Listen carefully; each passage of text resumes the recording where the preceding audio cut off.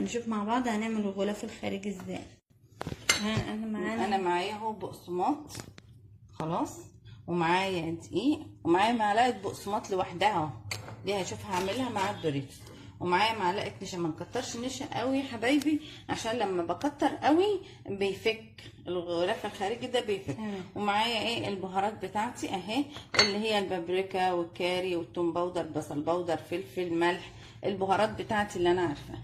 وهنا عندي 5 بيضات حطيت عليهم رشه ملح ورشه فلفل اسمر، وانا بعصر عليها نص ليمونه. تمام. النص ليمونه دي فايدتها ايه يا ماما؟ نص ليمونه دي بتضيع لي الزفاره خالص، وما بتبانش، ما بيبقاش فيها اي مشكله خالص نهائي. هرب اهوت عشان ايه افك البيض كده. خلاص البيض اهوت فك من بعضه. معايا هنا البهارات اهي هقلبها